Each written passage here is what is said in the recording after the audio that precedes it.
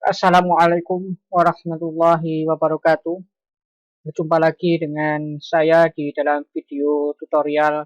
Kali ini kita berjumpa di dalam serial metodologi penelitian dengan sub pembahasan, yaitu yang pertama membentuk atau membangun instrumen, kemudian adalah populasi dan sampling. Adapun tatkala kita melihat di dalam menyusun instrumen, tentu akan ada di dalam instrumen itu sebuah pertanyaan dan akan ada sebuah jawaban dari responden, di mana jawaban dari responden ini nanti akan kita susun di dalam sebuah program yang membantu kita untuk mengolah data, dan biasanya program itu adalah program SPSS. Untuk teknik dan tata cara program memasukkan atau menginput ke dalam program SPSS akan diajarkan secara offline oleh dosen masing-masing. Baik, pertama kita akan menampilkan bagaimana materi tentang menyusun sebuah instrumen.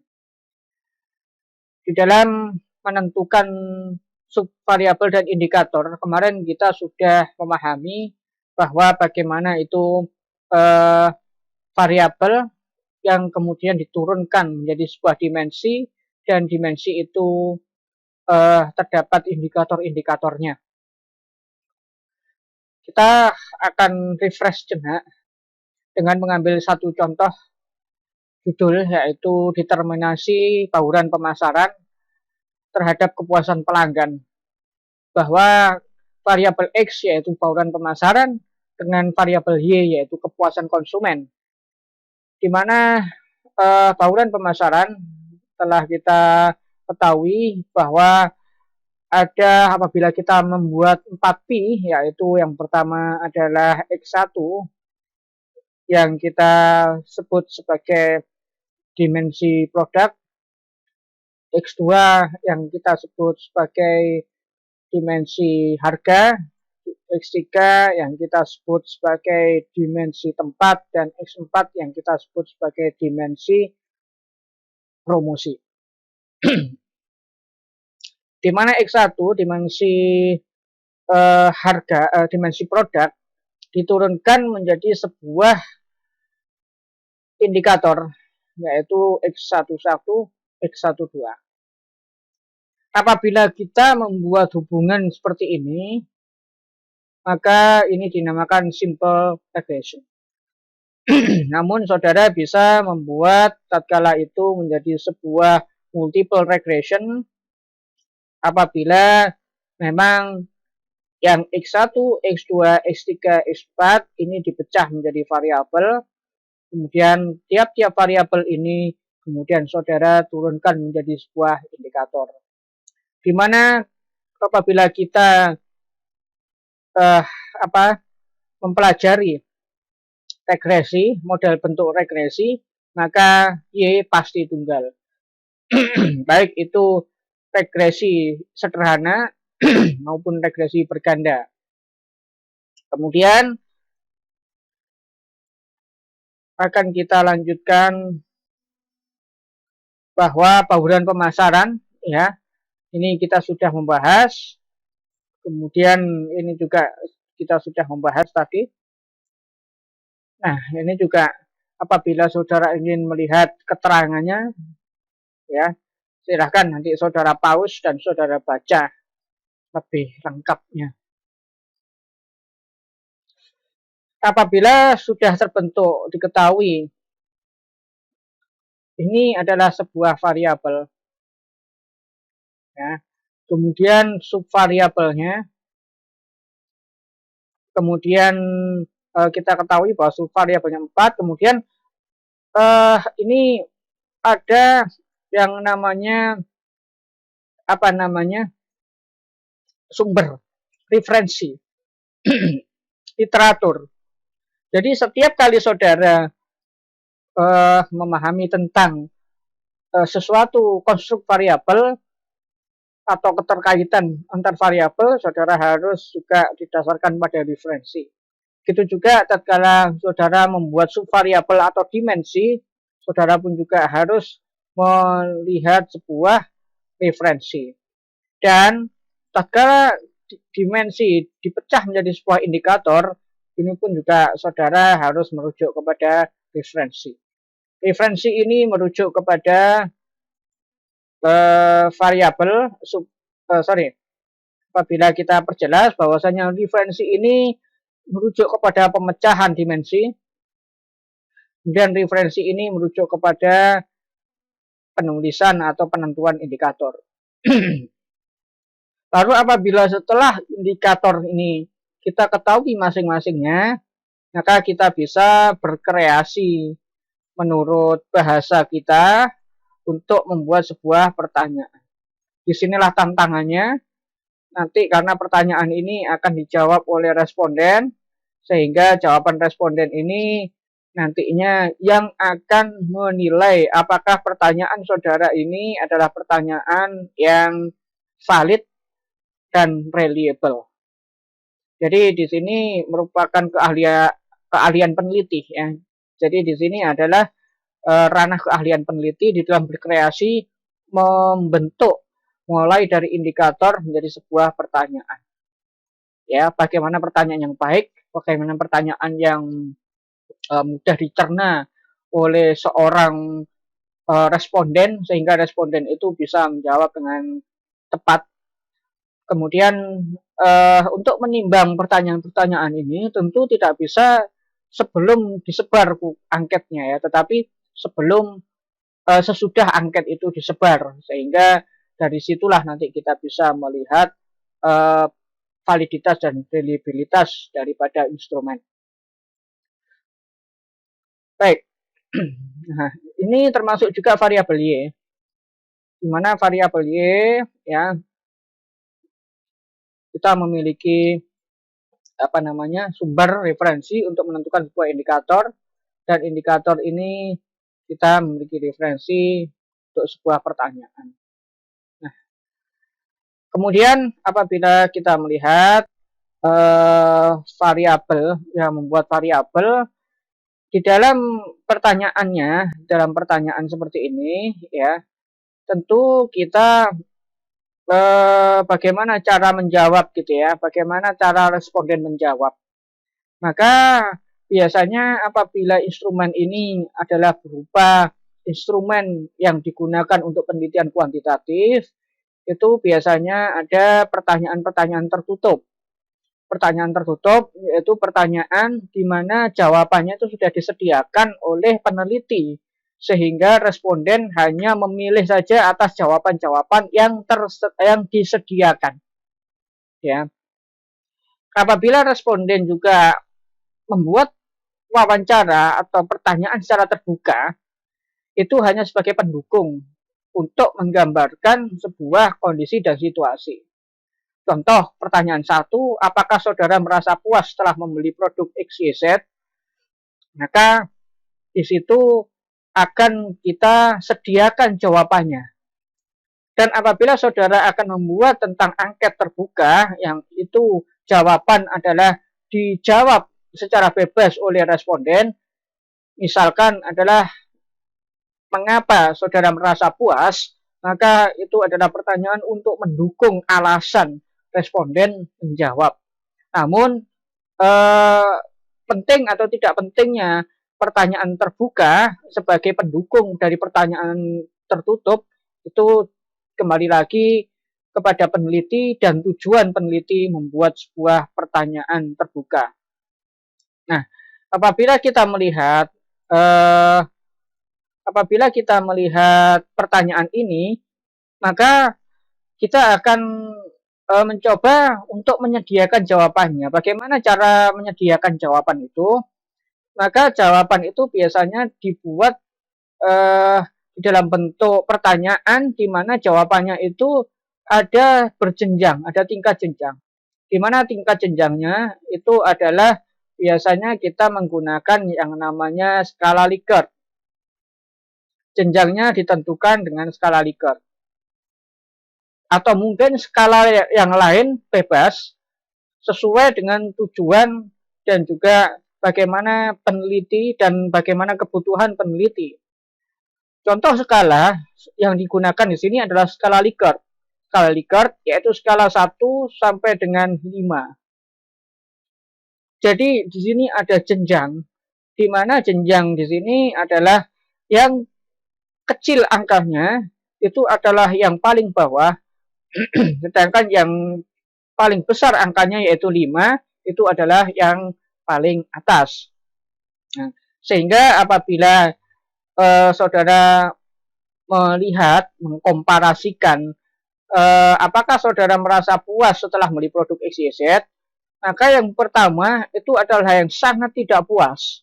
Itu urutan nomor 1 seakan-akan di atas, padahal nomor 1 ini adalah bobotnya kecil. Kita melihat bobot, berarti nomor 1 ini adalah bobot, sangat tidak puas.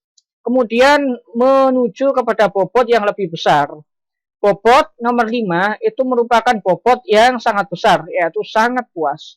Disinilah jenjang daripada skala Likert. Jadi saudara bisa pelajari sendiri di buku-buku tentang membentuk instrumen dan kuesioner. Juga banyak tutorial YouTube yang mendukung. Kemudian kita akan menuju kepada materi pembahasan selanjutnya, yaitu contoh tabel instrumen. Nah, kita melihat bahwa yang pertama adalah di mana ini ada pertanyaan, ya, ini ada pertanyaan, kemudian sudah disediakan jawabannya. Sangat tidak setuju, ini berbobot nilai 1, dan sangat setuju, ini dibalik ya. Berarti ini dibalik, sangat setuju ini berbobot nilai 5, dan sangat tidak setuju ini berbobot nilai 1. Jadi jangan terbalik, kalau ini adalah 1, ini 5, itu terbalik. Kalau kata-kata sangat setuju, ini berarti tinggi, berarti kita nilai bobotnya 5. Dan apabila di sini sangat tidak setuju, kata tidak menunjukkan hal yang paling rendah, yaitu bobotnya 1.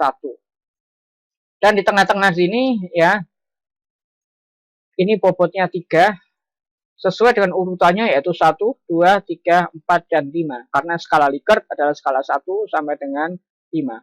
Boleh menggunakan skala lain, mungkin skala 3, yang saudara bilang adalah setuju, tidak tahu, dan tidak setuju. Tidak tahu di sini berarti netral. Baik. Kemudian kita akan menuju kepada populasi. Apa yang dimaksud dengan makna populasi? Populasi adalah generalisasi dari faktor penelitian yang memiliki karakteristik dan kualitas tertentu di mana ditetapkan oleh peneliti untuk dipelajari dan ditarik kesimpulannya.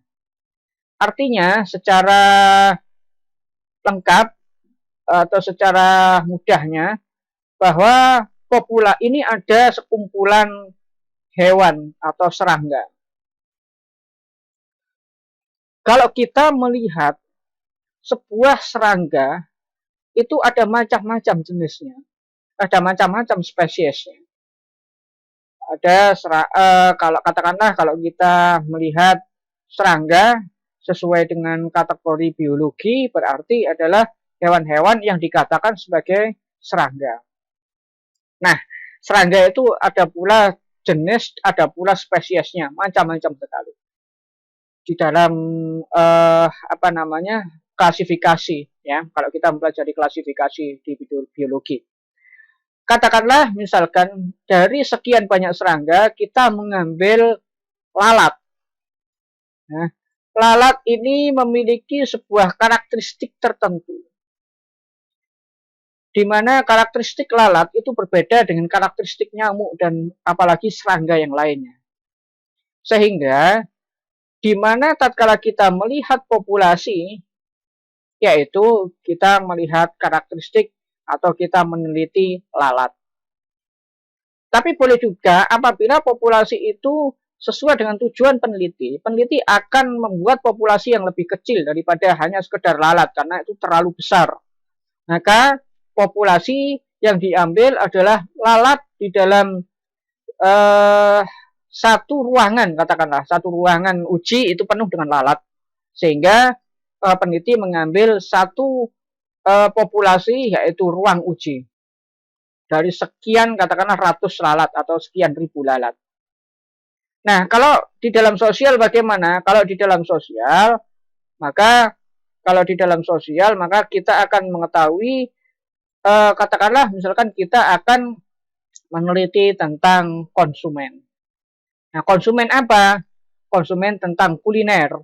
Kuliner apa? Katakanlah kuliner bakso di Kota Malang. Itu adalah sebuah populasi. Dia memiliki generalisasi yang juga memiliki karakteristik dan kualitas yang ditentukan peneliti. Artinya kenapa kok ini tertentu? Tertentu itu artinya adalah yang ditentukan oleh peneliti itu. Peneliti mau meneliti tentang masalah kuliner, kulinernya adalah kuliner bakso di wilayah mana? Di wilayah Kota Malang.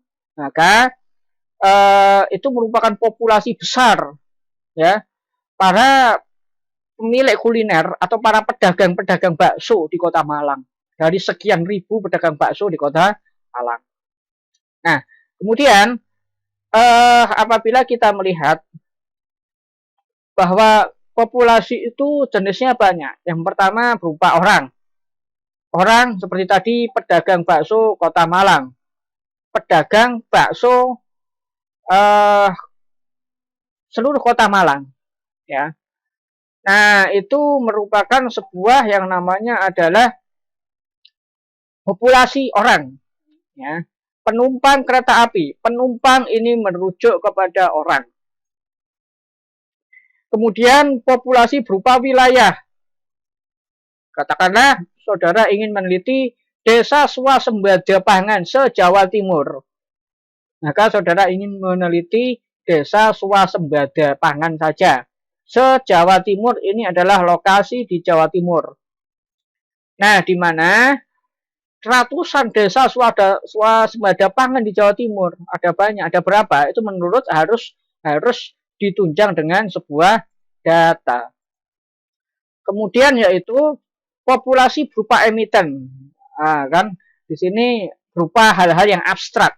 Contohnya adalah saham yang listing terindeks JII, saham listing yang terindeks JII artinya adalah saham-saham di Bursa Efek Indonesia (BEI), ya.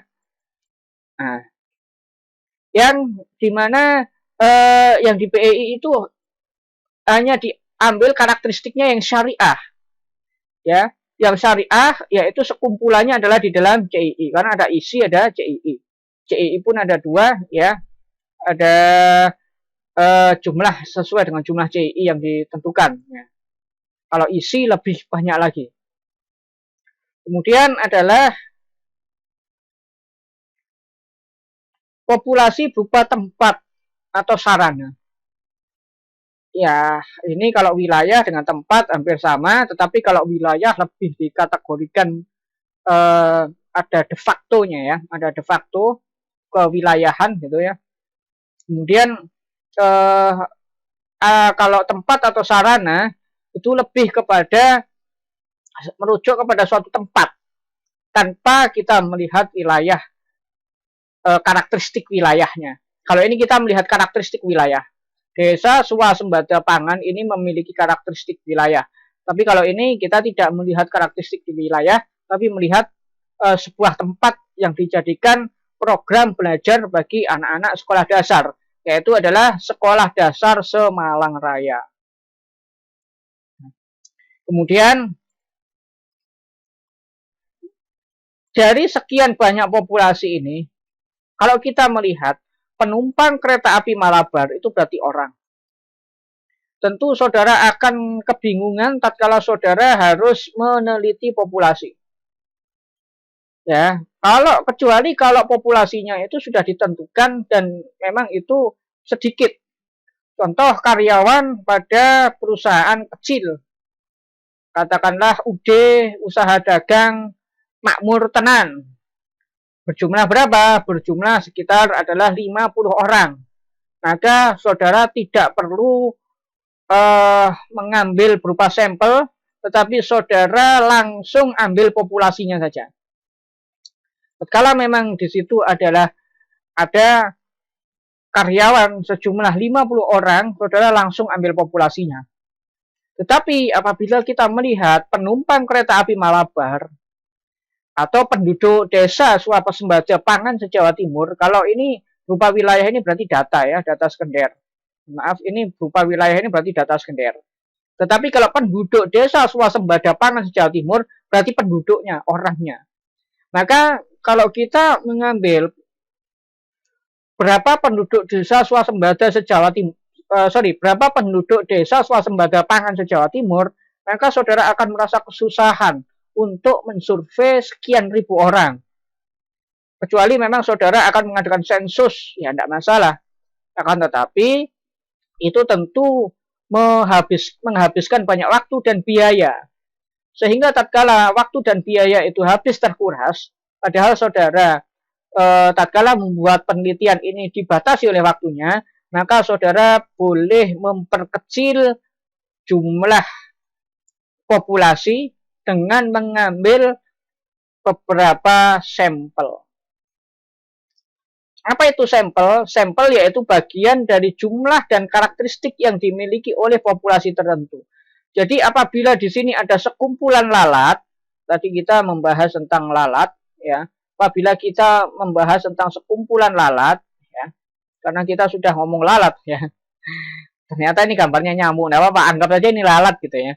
Tatkala kita melihat tentang sekumpulan lalat, kita mengambil beberapa dari lalat itu untuk kita teliti.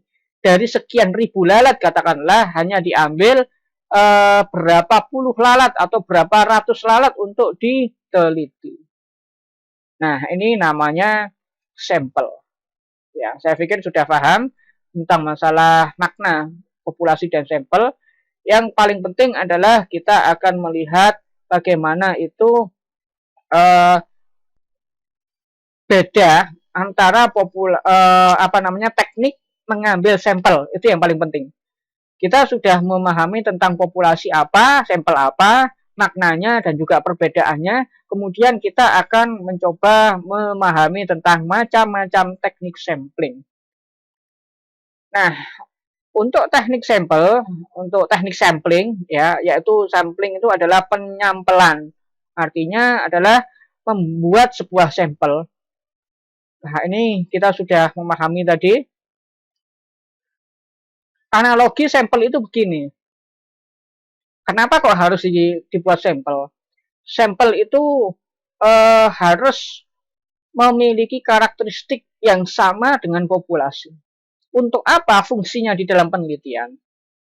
Tatkala kita melihat sebuah analogi gitu ya, kita melihat sebuah analogi bahwa kalau kita menganalogikan populasi sebagai gajah, ya, kemudian kita ingin menjelaskan atau bertanya kepada orang yang nggak paham, orang buta katakanlah, tentang bagaimana bentuk gajah. Kita ini ingin memahamkan orang buta itu kita sebagai peneliti. Gajah itu populasinya, orang buta itu kita sebagai peneliti. Kita buta, kita nggak ngerti apa-apa tentang permasalahan di populasi itu. Ya, kita ingin meneliti.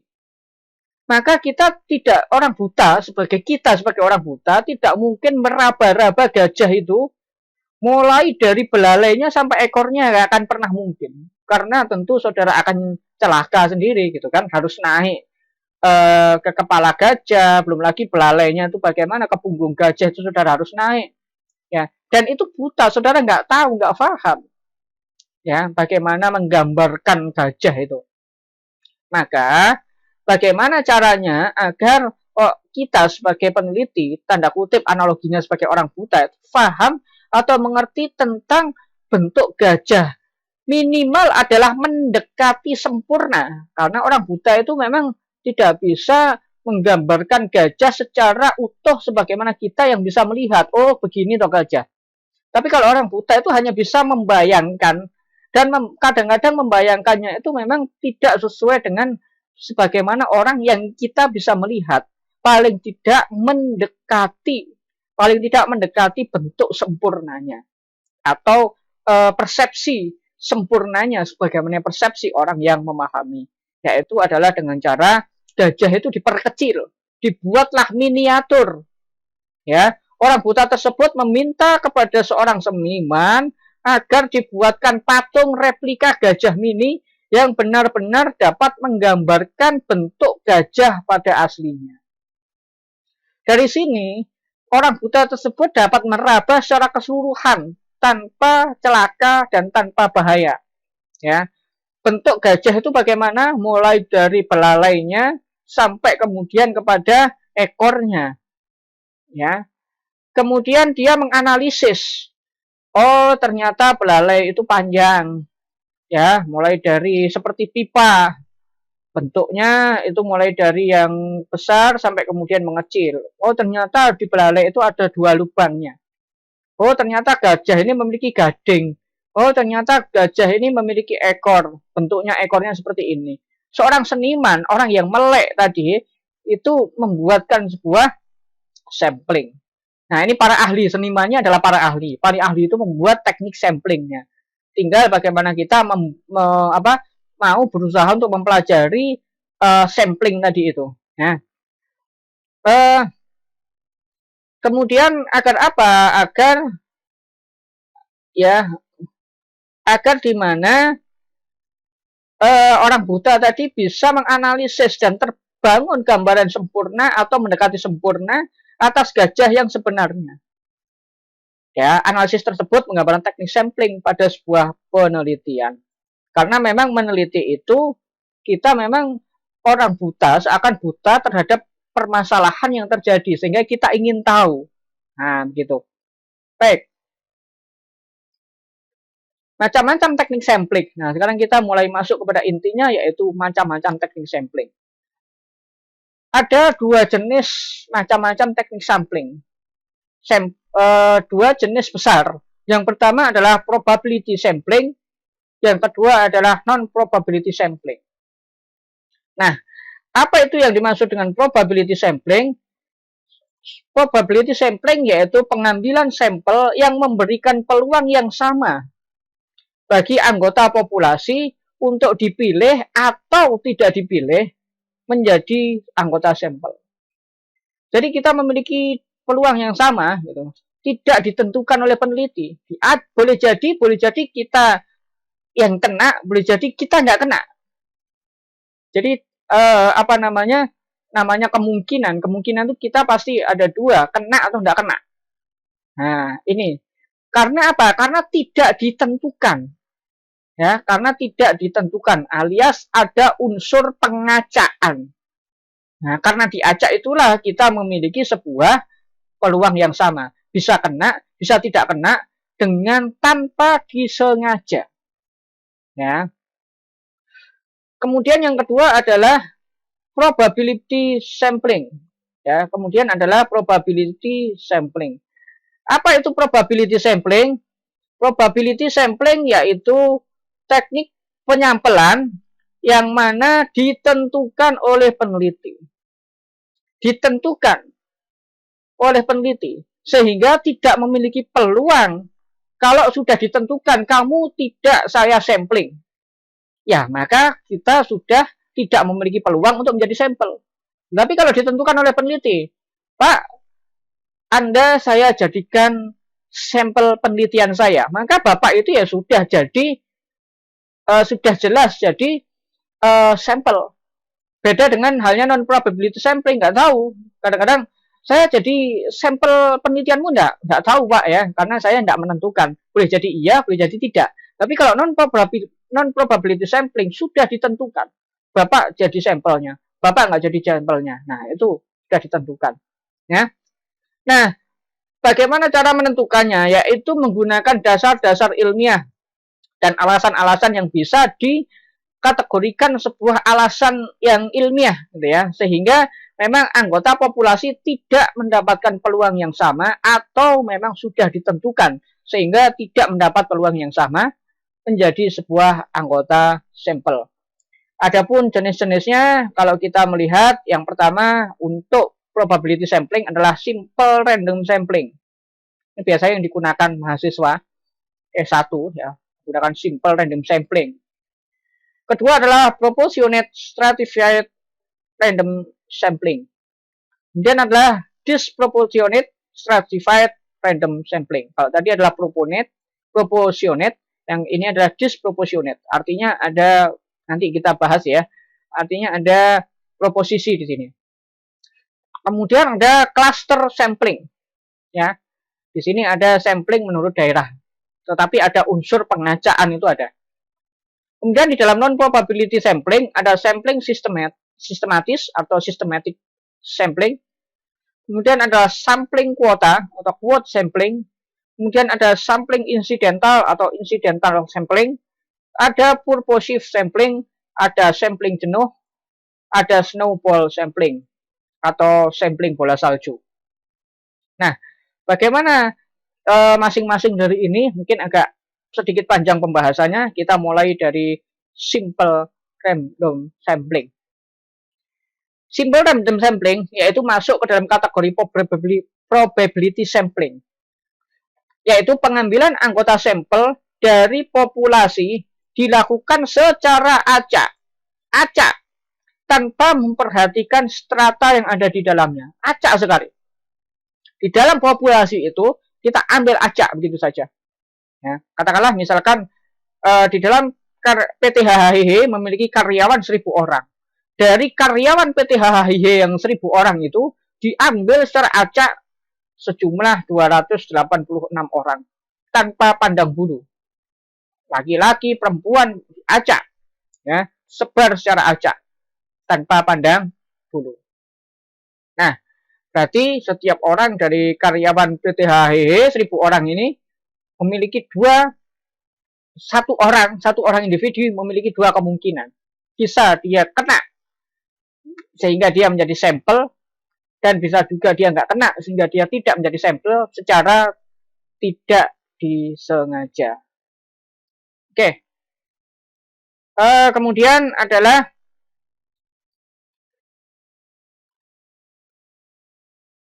proportionate stratified random sampling. Ini juga masih masuk ke dalam kategori probability sampling, di mana sampel melihat strata yang ada. Jadi melihat dahulu strata.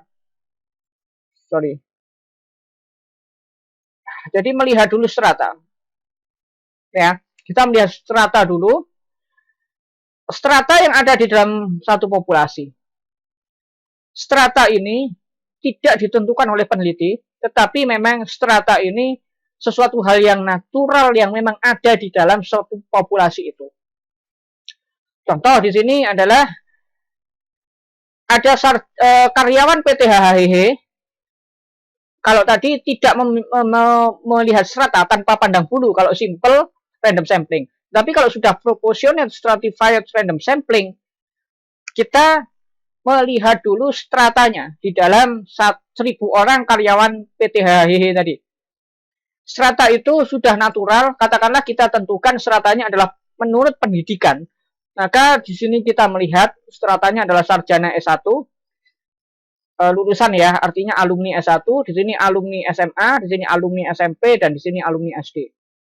Berdasarkan data, alumni S1 50 orang di PT HHIH, alumni SMA 300 orang, alumni SMP 500 orang, alumni SD 150 orang.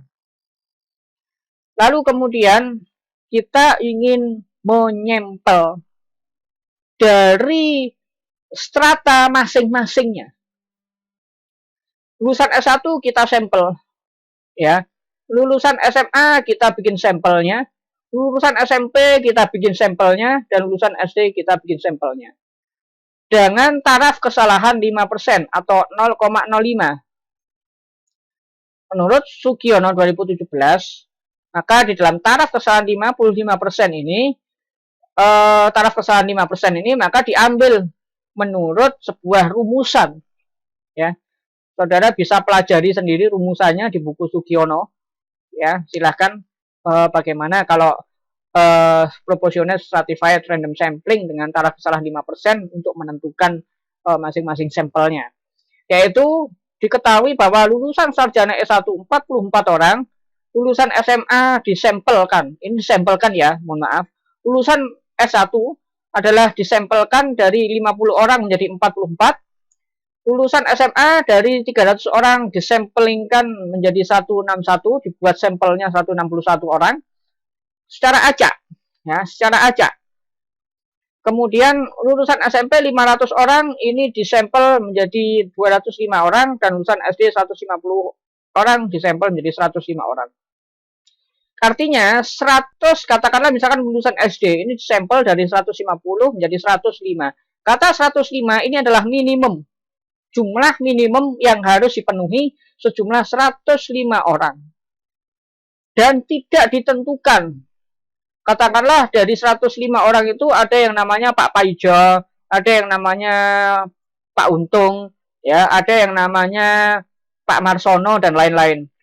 Nah, katakanlah misalkan ada Pak Paijo, ini tidak ditentukan. Apakah Pak Paijo ini dijadikan sampel atau tidak, kita nggak tahu. Diacak begitu saja. Boleh jadi Pak Paijo nanti kebagian sampel atau boleh jadi tidak, karena kita memainkan acak. 105 itu adalah jumlah minimum yang harus dipenuhi. Ya, semoga jelas. Nah, ini stratified, yaitu kita menstrata dulu. Ini adalah proportional stratified, yaitu strata yang diproporsikan. Artinya apa? Yaitu artinya dilihat stratanya dahulu, kemudian dari masing-masing strata itu dilakukan sampling secara proporsional. Jadi kalau ini stratanya ada 4 strata, maka diambil sampling juga 4 strata. Nah, lalu adalah disproportionate stratified random sampling. Artinya adalah diambil strata itu tidak secara proporsi tertentu, ya. Oke, karena lulusan S3 dan S2 jumlahnya sangat sedikit, nah ini adalah alasan ilmiah, maka seluruh populasi dari strata dijadikan sampel. Contoh nih. Di sini ada lulusan S3 3 orang. Lulusan S2 4 orang. Yang banyak lulusan S1 dan SMA. Nah, contoh di sebuah PT gitu ya. Yang paling banyak adalah lulusan S1 dan SMA. Maka untuk lulusan S3 dan S2 ini kita tidak perlu mengambil atau melakukan sampel. Tapi jumlah orang ini semuanya dimasukkan sampel. Jadi kalau lulusan S3 itu ada dokter Paijo, ada dokter Paimin, ada dokter katakanlah ada dokter Untung katakanlah. Maka dokter Paijo, dokter Paimin dan dokter Untung ini sudah harus menjadi orang yang disampel, orang yang disampling. Kenapa? Karena jumlahnya sangat sedikit, tidak mencukupi. Ya, jadi 3 orang ini yang diambil. Katakanlah misalkan lulusan S2-nya ada 4 orang master, ya 4 orang itu diambil. Tetapi lulusan S1, sarjana itu, kemudian juga lulusan SMA, karena itu sangat banyak, maka tidak mungkin dilakukan diambil seluruh populasinya, karena ini waktu dan biaya juga dipikirkan, maka ini 2 inilah yang disampel. Ya. Maka ini tidak disampel dan ini disampel. Nah, inilah dinamakan disproportionate stratified random sampling. Artinya random sampling yang diambil itu sesuai dengan strata, tetapi tidak dengan proporsi yang sama, gitu ya, tidak dengan proporsi yang sama. Baik, kemudian cluster sampling. Nah, ini masuk ke dalam probability sampling. Teknik sampling yang digunakan untuk penelitian klaster atau wilayah ini biasanya pada PWK ya, perencanaan wilayah kota, sarjana-sarjana PWK, atau mungkin yang juga ingin meneliti sampel ya, ingin meneliti sampel wilayah. Ada 2 tahap. Yang pertama adalah gunakan random sampling untuk wilayah itu. Yang kedua, gunakan random sampling untuk individu. Contoh, misalkan, populasi negara bagian Wakanda. Di dalam populasi negara bagian Wakanda itu ini memiliki 10 distrik. Katakanlah 10 negara bagian. Ya. Mulai dari A, B, C, D, E, F, G, H, I. Dari sekian banyak wilayah negara bagian, peneliti ingin mengambil sampel dari wilayah itu saja. Setelah dilakukan hitung-hitungan minimal sampel, ditentukan bahwasanya jumlah minimal wilayah adalah 5 wilayah yang digunakan sebagai sampel. Hitung-hitungan maupun ini pertimbangan khusus atau pertimbangan tertentu. Yang dimana pertimbangan ini bukan menentukan karakteristik wilayah untuk dijadikan sampel, tidak, tetapi jumlah minimumnya yang diinginkan oleh peneliti. Beda ya, tatkala kita ingin seperti tadi, desa swasembada pangan, itu berarti bukan probability sampling, tetapi adalah non probability sampling. Tetapi tatkala kita itu dari 10 distrik atau 10 negara bagian ini, ya, dari 10 negara bagian ini, kita ingin menentukan 5, itu pertimbangan peneliti atau keinginan peneliti. Tetapi dari A sampai I, ya, ini diacak. Mungkin pakai dadu kopioan boleh, sekarang ini pakai program bisa, program random ya. Oh, ternyata yang muncul, yang harus diteliti secara acak muncul adalah negara bagian A, negara bagian C, negara bagian D, negara bagian F, dan negara bagian H. Yang lainnya itu tidak menjadi sampel atas ketidaksengajaan. Kenapa kok ketidaksengajaan? Karena acak. Baru setelah diacak secara wilayah, kemudian masuk pengacaan secara individu. Dari sekian banyak A, B, A, C, D, F, H, berapa populasinya? Ya, saudara menentukan berapa populasinya. Setelah ketahuan populasinya, katakanlah populasinya adalah 50.000, ya, dari seluruh wilayah populasinya 50.000, maka saudara mengambil sampel dengan hitung-hitungan matematika khusus untuk menentukan minimal jumlah sampel, diketahuilah jumlah sampel minimum. Dan itu diacak, sehingga apabila itu ada namanya JOS, maka JOS ini boleh jadi kena, boleh jadi tidak kena, karena faktor random. Oke. Kemudian yang terakhir adalah kita masuk ke non-probability sampling. Kemudian kita sedikit membahas tentang rumusan ya. Untuk non-probability sampling, yang pertama adalah systemic sampling. Nah, ini ditentukan. Peneliti ada peran menentukan. Populasi yang diberikan ya ditentukan. Semisal ketentuannya adalah cara diberikan penomoran pada nomor 1 sampai dengan 50. Kemudian diambil sampel dengan sebuah ketentuan yang ditentukan peneliti, dapat diambil genap saja atau ganjil saja atau kelipatan 2 dan sebagainya. Contoh, populasi warga Kelurahan Pinarak menurut urutan NIK-nya. Urutan NIK paling kecil di atas dan paling besar di bawah. Sehingga tatkala kita melihat urutan-urutan NIK yang sudah ada, itu kemudian dari mulai yang paling kecil NIK-nya di atas, kemudian menuju yang paling besar NIK-nya di bawah, ya. Kemudian ditentukan oleh peneliti, diambil NIK ganjil saja, atau diambil NIK genap saja. Nah, penentuan ganjil genap maka ini sudah memberikan gambaran kepada penduduk. Oh, Pak Paijo NIK-nya ganjil. Pas kebetulan peneliti itu meneliti dengan NIK ganjil, maka Pak Paijo kena. Tetapi tatkala peneliti ingin meneliti dengan NIK genap, maka Pak Paijo tidak kena, nggak jadikan sampel. Ya. Kemudian kuota sampling. Nah, kuota sampling ini apa? Kuota sampling yaitu peneliti ingin meneliti tentang pendapatan masyarakat. Contoh ya.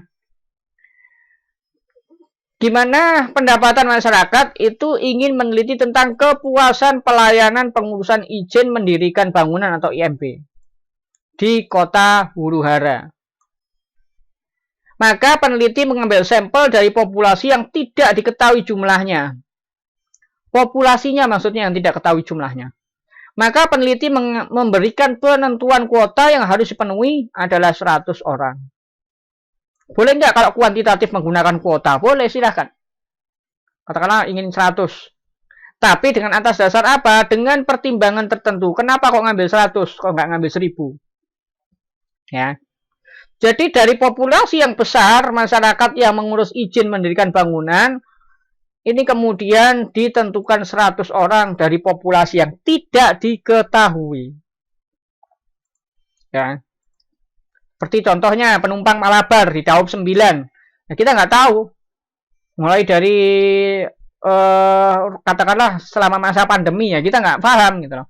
Masa pandemi awal 2020. Kemudian mulai sampai saat ini 2021. Ya kan masih masuk masa pandemi nih, masuk huru-hara pandemi ya kan. Nah, berapa orangnya gitu? Kita nggak tahu. Ambil aja 100 sebagai bentuk suatu gambaran. Memang di sini lemahnya adalah tatkala kita ditanya alasan, kenapa alasannya 100? Ya, alasannya pasti jawabannya normatif. Ya, karena waktu dan biaya. Tapi apakah 100 ini bisa menggambarkan gambaran sebuah sampel, sebuah populasi yang besar? Peneliti harus memiliki jawaban ilmiah gitu.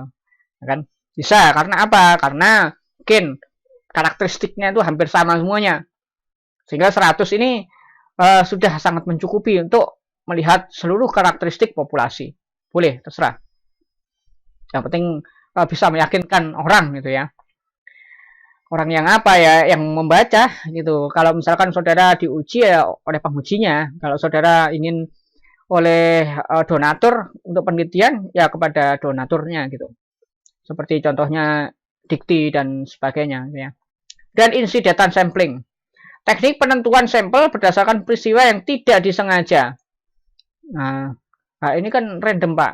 Tidak disengaja ini kan random. Ya. Tidak disengajanya ini kan suatu peristiwa. Ya, peristiwa.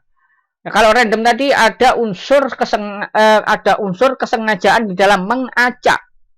Ya. Peneliti mengacak sehingga yang diteliti atau tanda kutip adalah responden itu tidak tahu, tidak sengaja, kena enggak sengaja. Kena enggak kenanya itu enggak sengaja. Tapi kalau ini adalah peneliti menentukan. Pokoknya saya di jalan ketemu dengan siapa saja itu yang saya temui. Contoh misalkan, kalau di jalan saya ketemu dengan orang yang kelihatan tua. Nah ini normatif juga kelihatan tua itu ya. Jadi tuanya itu seberapa kan nggak tertimbang gitu kan. Kemudian orang yang kelihatan tua saya temui. Nah kan, intinya di sini adalah mengambil sampel berdasarkan orang yang ditemui di dalam perjalanan. Ya, kalau peneliti itu merasa cocok, oh ini orang yang tua, saya cocok dengan orang ini. Ya, artinya peneliti ada unsur penentuan. Kalau tadi adalah peneliti sengaja mengacak, tetapi peneliti nggak tahu siapa yang ini probability ya, siapa yang dijadikan sebagai sasaran penelitian. Nah, itu nggak tahu peneliti. Nah, itu probability. Tapi kalau non probability adalah penelitian sudah ngerti nih. Oh, itu nggak cocok lah. Oh itu cocok. Nah, pilih-pilih ya, peneliti pilih-pilih. Nah, itu termasuk dalam non probability sampling. Kemudian adalah purposive sampling. Nah, ini biasa digunakan di dalam penelitian kualitatif, ya. Walaupun kuantitatif juga boleh menggunakan ini gitu. Penentuan sampel berdasarkan pertimbangan-pertimbangan tertentu oleh peneliti.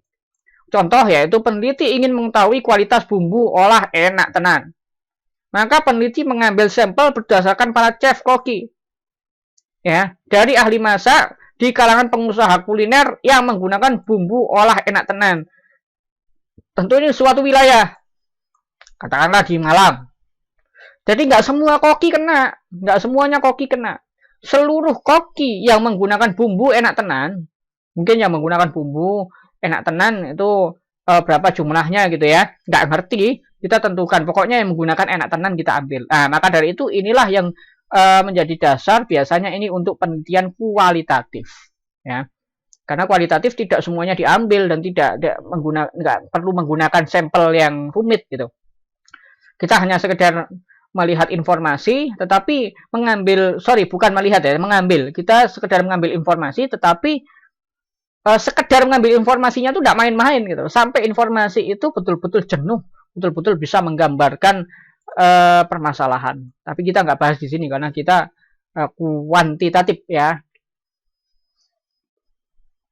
Kemudian adalah sampling jenuh.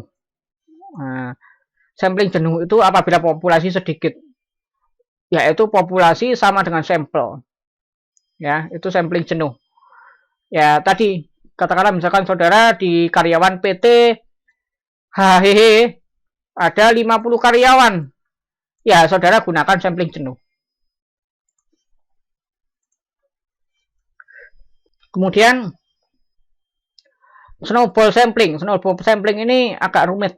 Ini juga digunakan biasanya oleh penelitian kualitatif, tapi juga tidak memungkinkan kuantitatif juga menggunakan.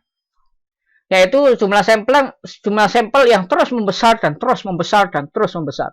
Sebagaimana gelindingan bola salju. Ya, tatkala bola salju itu kecil digelindingkan, maka salju banyak menempel di bola itu, kemudian lama-lama membesar. Contohnya adalah sampel awalnya itu A. Ya, sampel awalnya itu A. Nah, sampel awal A merekomendasikan, saya punya teman namanya B dan namanya C. A merekomendasikan DEF, C merekomendasikan GHI. Maka peneliti menentukan, ya sudah kalau begitu rujukan B ini ya, saya tanya F lagi. F merujuk JKL ya, kemudian H merujuk MNO. Tetapi seluruhnya ini yang dijadikan sampel ya. Tuh, tapi jarang digunakan kalau snowball ini ya. Jarang sekali karena memang ribet gitu ya, ribet. Baik. Yang terakhir adalah penentuan sampling. Dalam penentuan sampling biasanya apabila rumus populasi diketahui gitu ya.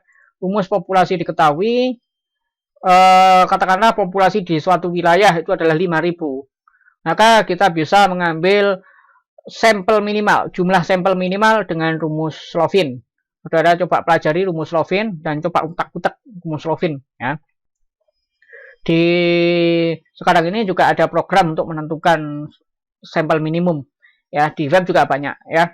Silakan diketik aja di web kalkulator sampel penelitian, itu muncul. Biasanya menggunakan rumusan apa? Ada banyak macam-macam rumus, tetapi kenapa kok saya menampilkan Slovin? Karena ini yang paling banyak untuk dilakukan. N kecil yaitu sampelnya. Ya, kita ingin menentukan sampel. Di sini N kecil yaitu sampelnya. Kemudian N besar yaitu populasi. Katakanlah populasinya sudah diketahui 5.000. Ya. Berarti ini 1 plus populasi E itu adalah besaran kesalahan yang ditolerir peneliti. Misalkan katakanlah 5%. Nah, kalau 5% berarti adalah 0,05. Berarti kalau misalkan katakanlah ini adalah populasi dan ini adalah E, berarti N yang besar, N kecil sama dengan di sini 5.000 ya, dibagi 1 plus 5.000 ya, ini dikali E-nya berapa? 0,05. Ya, ini 0,05 dikuadratkan. Yang kuadrat ini E ya. Ya, berbeda dengan rumus begitu. Sorry. N E kuadrat berbeda. Ya. Kalau N E ya ini dikurung, kemudian kuadrat, maka semuanya dikuadratkan. Tapi kalau yang ini, yang dikuadratkan hanya 0,05 saja. Ya, demikian yang bisa saya jelaskan. Apabila nanti masih kurang jelas, bolehlah bertanya. Nah, ini yang terakhir. Di mana untuk menentukan sampel minimum, ini contohnya ya, bisa dicek ini ya. Nah, hasil sampel minimum adalah, nah ini apabila ada komanya ya. Tatkala ada 109,9, saudara jangan polos 109,09. Kalau misalkan ini apa namanya, data-data yang bisa dikoma, enggak masalah. Kalau orang ya nggak mungkin dikoma, masa orang tangannya aja yang disurvei, nggak mungkin. Jadi ini dibulatkan. Kalau ini ada teknik pembulatan ya. Kalau 109 ya dibulatkan menjadi 109 orang. Kalau mau digenapkan biar nggak ganjil, digenapkan jadi 110 orang. Ya nggak jauh-jauh lah. Nah, kalau misalkan 134,5, ya ambil aja 135 ya. Kalau misalkan 135,4, ya ambil tetap 135. Ini ya dengan teori pembulatan. Oke, kemudian